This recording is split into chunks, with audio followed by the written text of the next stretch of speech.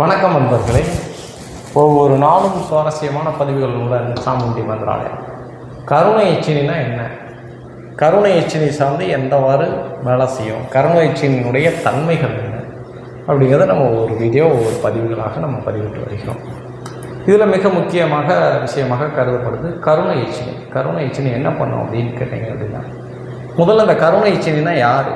அந்த தேவதையினுடைய என்ன? அதாவது தேவர்கள், நம்ம பெரிய பெரிய இருக்கக்கூடிய கடவுள்களுக்கு பணிவிடை செய்தவர்கள் தான் பணிப்பெண்கள். அது ஒரு லோகம் இருக்குது அப்படிங்கிறத சொல்கிறாங்க. அதாவது நாகலோகம், தேவர்கள் லோகம், எச்சினி லோகம், இதே மாதிரி ஒவ்வொரு லோகங்கள் இருக்குது. அந்த லோகத்திலிருந்து வரக்கூடிய இருக்கக்கூடிய பணிப்பெண்கள் தான் இந்த எச்சினிகளாக பயன்படுத்தப்படுது. இந்த எச்சினிகள் முன்னோர்களுக்கு சில விஷயங்களை எடுத்துக்காட்டவும் போகவும், கடவுள்களுக்கு பணிவிடை செய்து அவங்களுக்கு சில விஷயங்களை உணர்த்ததுக்கும் முக்காலத்தையும் கணிக்கக்கூடியது தான் இந்த கருணை எச்சினி. எச்சினியில் பல எச்சினிகள் இருக்குது. எச்சினி பிசாசுனா என்ன, அதெல்லாம் நான் வேறு வீடியோ வச்சுறேன். இந்த கருணை எச்சினியுடைய தன்மை என்னென்னா, நல்லது மட்டுமே செய்யக்கூடியதான் அந்த கருணை எச்சினி. நல்ல விஷயங்கள், நல்ல விதங்களை மட்டும்தான் அந்த கருணை எச்சினி பண்ணும். இந்த கருணை எச்சினி பண்ணக்கூடிய தன்மைகளை பார்த்திங்கன்னா நிறைய இருக்குது. நம்ம எவ்வளவோ தன்மைகள் எடுத்துக்கிடலாம். இந்த கருணை எச்சினி எவ்வாறு பண்ணும், எப்படி பண்ணும், அப்படி பண்ணும், நிறைய விஷயங்கள். ரெண்டாவது விஷயம் என்ன அப்படின்னா, முக்காலத்தையும் கணிக்கும். இப்போ ஒரு ஆள் சாமி பார்க்க வர மிக முக்கியமாக ஜோதிடர்கள், மாந்திரிகர் பெரும்பாலும் கரண பிசாசு எச்சினி தான் வச்சுருப்பாங்க. ஜோதிடர்கள், குறி சொல்கிறவங்க, அருள் வாக்கு சொல்கிறவங்க, இதே சார்ந்த விஷயம் இருக்கவங்க தான் அந்த கருணை எச்சினியை தீட்சை பண்ணே வாங்கிடுவாங்க. தீட்சை பண்ண எல்லாரும் தீட்சை பண்ணால் கிடைக்குமானா கம்பல்சரி கிடைக்கும்.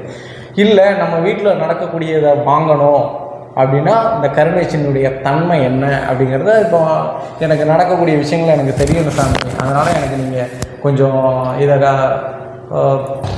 கருணை எச்சினியை நான் பதிவு பண்ணிக்கிடணும், அதை நான் எனக்கு சித்தி பண்ணி வச்சுக்கிடணும், இல்லை அதை பிரசிஷ்டி பண்ணி வச்சுக்கிடணும் அப்படின்னா கருணை எச்சினி வச்சுக்கலாம். கருணை எச்சினி ஆபத்தானா கிடையாது. கருணை எச்சினியுடைய தன்மையே என்னென்னா, முக்காலத்தை தான் அணிய முடியும், கணிச்சு உங்களோட சொல்ல முடியும். முக்காலத்தை நாளைக்கு என்ன நடக்க போகுது, நடக்கிறது என்ன, நடந்துக்கிட்டு இருக்கிறது என்ன, அதாவது நடந்தது, நடக்க போகிறது, நடந்து முடிஞ்சது, இதைத்தான் அது சொல்லும். முக்காலத்தையும் நமக்கு கணிக்கும்.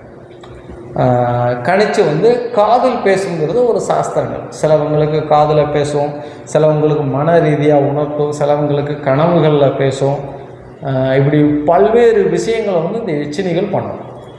அதில் இந்த கருணை எச்சினி மட்டும் தான் உங்களுக்கு என்ன பண்ணணும்னா, நீங்கள் என்ன நினைக்கிறீங்களோ அதை அது நிறைவேற்றி கொடுக்கும். ஒரு ஆளை வசியாகணும்னு நினச்சிங்கன்னா அது வசியம் பண்ணி கொடுக்கும். அதே மாதிரி அது வசியம் ஆகுமா ஆகாதாங்கிறது அந்த கருணை எச்சினி உங்களை பார்த்ததுமே உங்களை சொல்லிடும், இது வேண்டாம், நமக்கு இது வசியம் ஆகாது அப்படிங்கிறத சொல்லுவோம். அதுக்கப்புறம் என்ன அப்படின்னு கேட்டிங்கன்னா, இப்போ ஒரு ஜோதிடர், சாமி பார்க்குறவங்க, அருளாக சொல்கிறவங்களும் ஒருத்தவங்க முன்ன உட்காந்துருக்காங்க, அவங்களுக்கு இந்த பிரச்சனை, இப்போ ஒரு செய்வன கோளாறோ இல்லை குழந்தை பாக்கியமோ எதுக்காண்டியோ உட்காந்துருக்காங்க அப்படின்னா, இதுக்கு தான் உட்காந்துருக்காங்க, வாப்பா உனக்கு குழந்தை பாக்கியம் வேணும், அந்த குழந்தை பாக்கியத்துக்கு இதனால தான் உனக்கு குழந்தைகள் தடைப்பட்டு போகுது, இந்த ஊரில் இந்த பரிகாரம் பண்ணால் உனக்கு சரியாயிரும் அப்படிங்கிறத அந்த அருள்வாக்கு சொல்கிறவங்களா இருக்கட்டும், இல்லை சாமி பார்க்குறவங்களா இருக்கட்டும், அது முன்னுக்கிட்டே போய் கணிச்சு சொல்லிடுச்சுன்னா அவங்களுக்கு அந்த விஷயங்கள் தெரிஞ்சிடும். இதுக்கு தான் கருணை எச்சினியை நம்ம பயன்படுத்தும். முக்காலத்தையும் உணரக்கூடியது தான் கருணை எச்சினி. கருணை எச்சினியோட நன்மைகள் இருக்குது, தீமைகள் கருணை எச்சினியில் கிடையாது. கருணை பிசாசு எச்சினியில் தான் இருக்குது, கருணை எச்சினியில் தீமைகள் கிடையாது. முக்காலத்தையும் கணிஞ்சிக்கலாம். குறி சொல்லுது அதை எப்படி முறையாக இப்போ 10 நாளில் அதை சித்தி பண்ணி வச்சுக்கலாமா அப்படின்னா அது வாய்க்கிறது வாய்ப்பு கம்மி. நீங்கள் சொல்லக்கூடிய உங்கள் மனது ஒரு நிலையாக இருக்கணும். நீங்கள் ஒரு தியான பயிற்சி, நான் சொல்லக்கூடிய இந்த ஆக்னியம், புரியம், இதெல்லாம் ஒரு பாடசாலையில் போய் நீங்கள் முறையாக ஒரு தியான பயிற்சி இடங்களில் பயிற்சி வகுத்து அதுக்கப்புறமா தான் நீங்கள் உட்கார்ந்து இந்த கருணை எச்சினிக்கு உண்டான மந்திர உச்சாரணங்கள், பல்வேறு மந்திரங்களை போட்டுக்கிட்டு இருக்காங்க. அது நான் மந்திரம் சொல்ல விருப்பம் இல்லை. நீங்கள் யூடியூப்லேயே பார்த்தீங்கன்னா கருணை எச்சினி போடுவாங்க. எதுக்குன்னா கருணை எச்சினிக்கும் ஐயும் ஜவ்வும் கிளிம்புங்கிற மாதிரி ஒரு பீஜம் உண்டு. அந்த பீஜத்தினுடைய தன்மையை மாற்றி சொன்னால் கருணை பிசாசுக்கு போயிடும்.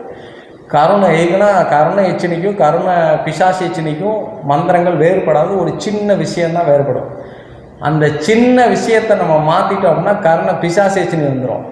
ஒருத்தன் ஒன்று சேரணும் அப்படின்னு சொல்லி நீங்கள் கர்ண எச்சினிகிட்ட மனசார வேண்டி எச்சினி தவம் பண்ணிக்கிட்டு இருக்கீங்க அப்படின்னா அந்த மந்திர உச்சாடனம் பண்ணையில் கர்ண எச்சினி பிசாசு எச்சினி போட்டிங்கன்னா அது வேறு மாதிரி போயிடும், உங்களுக்கு மாற்றி தவறாயிடும்.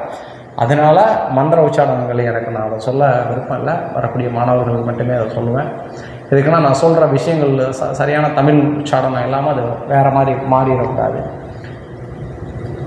எப்போதுமே மயிலுக்குன்னா மந்திரம் வேறுபடலை. உங்களுக்கு சில சிவா அப்படிங்கிறதுக்கும் சிவாய அப்படிங்கிறதுக்கும் ஷிப் அப்படிங்கிறதுக்கும் வித்தியாசம் இருக்குது.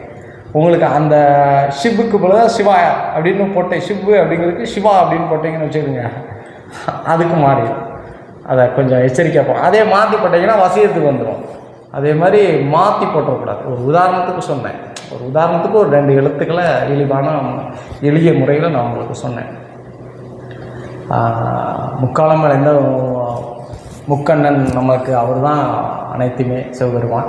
அதே மாதிரி உங்களுக்கு நீங்கள் கரணீச்சனியை தீட்சை பண்ணி வச்சுக்கிட்டு நல்லது. பெரும்பாலும் வீட்டில் இருக்க பெண்கள் கனவுல சொல்கிறதோ இல்லை உங்களுக்கு உணர வைக்கிறதோ இல்லை குறி சொல்கிறவங்களோ இல்லை ஜோதிடரோ போய் நீங்கள் கரணீச்சனியை நீங்கள் பதிவு பண்ணி வச்சுக்கணுங்க. கரணீச்சனி உங்கள்கிட்ட இருந்துச்சுன்னா சகல கஷ்டங்களும் உங்களை விட்டு விலகும். கரணீச்சனி மிக பெரிய மனம் படைத்த எச்சினி, கருணையின் எச்சினி, கருணை எச்சினி. காதில் சொல்வதனாலே அதுக்கு கருணை எச்சினின்ட்டு இன்னொரு பேர் இருக்குது. கருணை வடிவும் கருணை எச்சினி. கருணை எச்சினியில் முக்காலத்தையும் உணர முடியும்.